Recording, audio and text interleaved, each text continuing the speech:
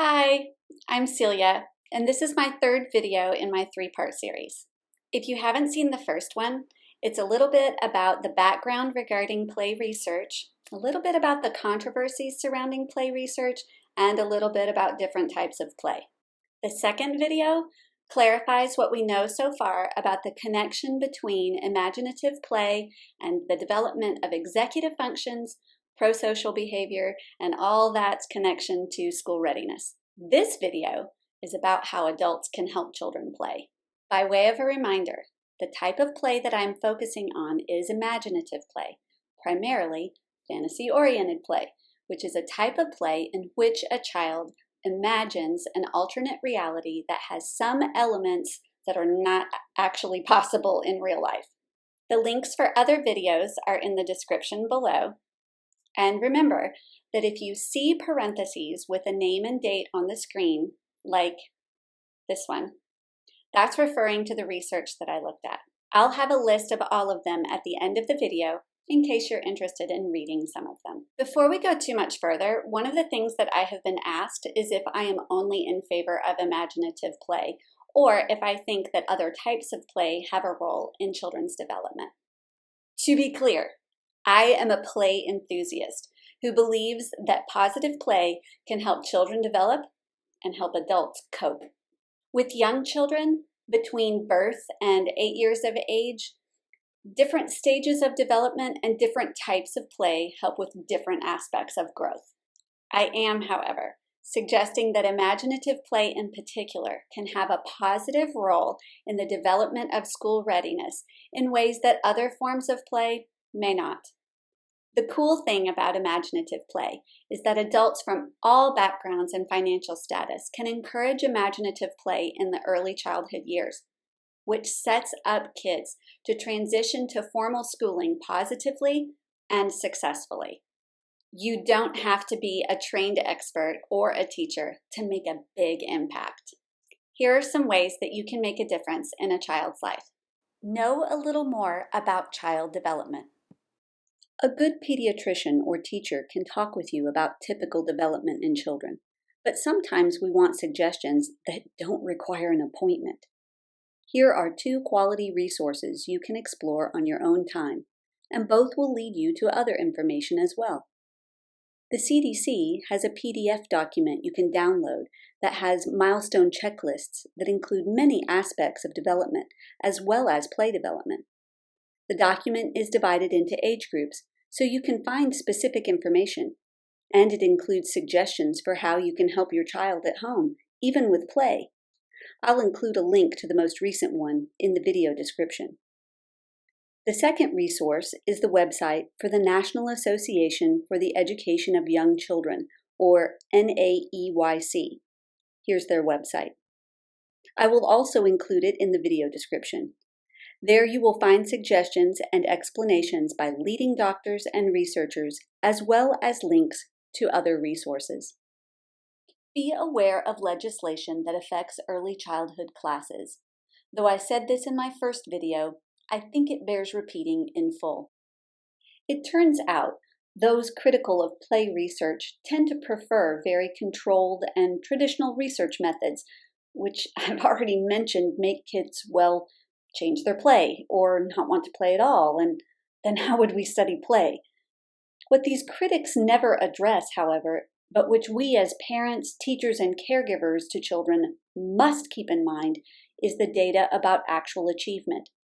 Here in the United States, as a nation, we have ranked near the bottom of lists of other developed countries for academic outcomes for decades, despite the 1989 National Education Goals, which were proposed by President George H.W. Bush and agreed upon by all 50 states, and yet not achieved by their goal date of the year 2000, and so they expired at the end of the Clinton administration.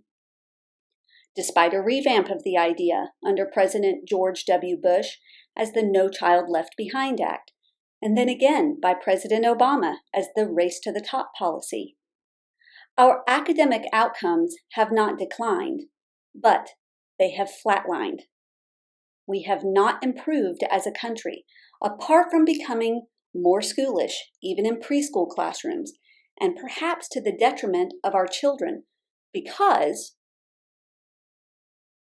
a heightened focus on academics in early childhood classrooms may be stressful for children and may negatively impact their motivation, self-confidence, and attitudes towards school.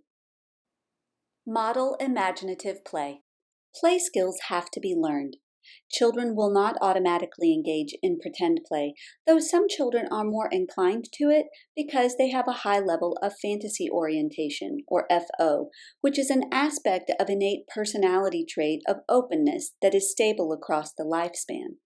Imaginative play that is not scripted and is mostly child-led has the best results. If it's been a while since you've played and you don't know where to start, consider what your child's favorite character or story is. The research shows that children don't need a lot of props or toys to play imaginatively, so you really can just start by saying, hey, let's pretend that we're and her friend. Okay, who do you want to be? Who do you want me to be? Where do we want to start? Okay, let's play. And just follow your child's lead. Ask questions to clarify only if you need to, and really just engage in the pretend story. If your child is too young to have character preferences, lead him to pretend to be an animal, and you be the same kind of animal right along with him. You can also model generic characters like pirates and use empty paper towel rolls as spyglasses and large pieces of furniture or boxes as boats. Sometimes adults feel silly doing imaginative play, but silly doesn't hurt, and it can also help children, and possibly help us, actively ignore problems and stresses, if only for a short while, which may in turn help us delay or prevent cognitive decline. The help for children can go well beyond school readiness and improved social skills. Studies done of chronically ill children show that many of them cope by using their imagination to transform very tough medical situations into pretend or a play game. Provide a dress-up box. Many families don't have the money or space for a lot of children's toys, and that's okay. One of the least expensive, potentially free, and space-saving resources a family can have to encourage imaginative play is a dress-up box. Here's the one I have, but you could always get one that isn't this loud red color, or one that could function as a coffee table if you needed to. Supplies that go in don't need to be expensive pre-made costumes. Most kids love playing with a cape, which can be made in several ways. You can use diaper pins to pin any dish towel or hand towel to an outfit that a child has on, or you can make a cape from any old t-shirt you don't want anymore. An adult-sized t-shirt is best because it's big. Here's how. Lay your shirt on a hard, flat surface with the front side up. Mine is hanging for the purpose of the video and the demonstration, but it's a whole lot easier, which you'll see if you lay it down on a hard, flat surface. I also have mine turned inside out so that I can see the seams better. Use scissors to cut up each side to the shoulder seam.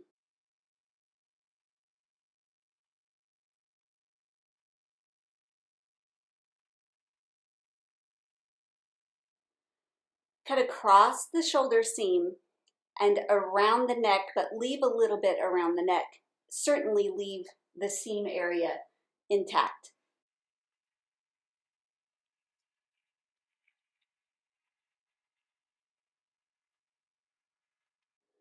Now you want to cut off the sleeves.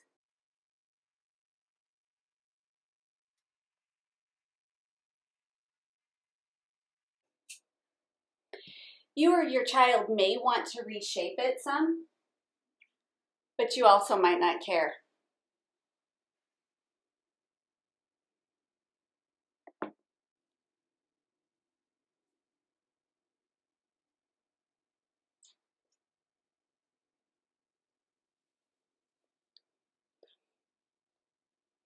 Voila, a cape.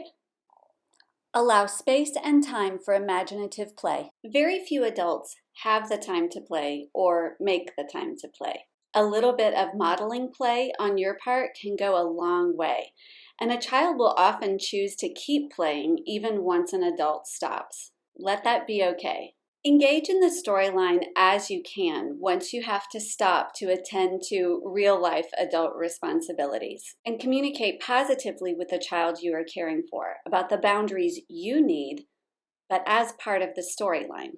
For example, maybe you need to sit and pay bills, but your child wants to play pirates, and you've already played for a little while. Instead of, "Leave me alone, I need to pay bills," try instead, "I need to make sure that the pirate ship has all the supplies it needs and the gold to pay for it, so this pirate needs to take the time to do that." If it will help, set a timer for yourself and commit to going back to playing with your child when it goes off. Yes, you are modeling imaginative play, but you are also modeling responsibility and trustworthiness and care. You should also allow time for imaginative play immediately after school or sport activities prior to doing homework and instead of watching a show. Imagination can help regulate emotions experienced in everyday life, including those that are stressful or difficult, and children have difficult days too. When your child begins to pretend play with other children, monitor actions and words. Sometimes children's actions or words can sound aggressive or negative, but don't immediately intervene. Pretend negative emotions in play has been shown to relate to fewer negative emotional episodes in real life and a better emotional understanding in general. Now, if it's getting too negative or hurtful, try entering the play episode as a character in the story rather than as a commanding adult. In the story, model how to negotiate, take turns, and compromise. Give your child an opportunity to be a superhero in a boring situation. Children will get to be adults and have to wait for long periods of time or do mundane tasks soon enough. Expecting toddlers and young children to wait like an adult for long doctor visits or other meetings is not a reasonable expectation. But sometimes we have to bring young children with us because we do not have access to babysitters or can't afford one. Remember that research about the Batman effect? Let your child be their favorite superhero and use their imagination to help them wait. Bring a small bag of toys with you so that you can engage and pretend play with your child while you wait. You can even do this while grocery shopping, which may help you both because shopping with a young child simply takes longer than if you go by yourself. That brings us to the end of our time together. Hopefully, these 7 suggestions will help you get started supporting your child's imaginative play. Thanks for joining me in this brief video series. The links to videos 1 and 2 are in the description below, and if you want to take down the research resources, I'll show them here for a few more moments.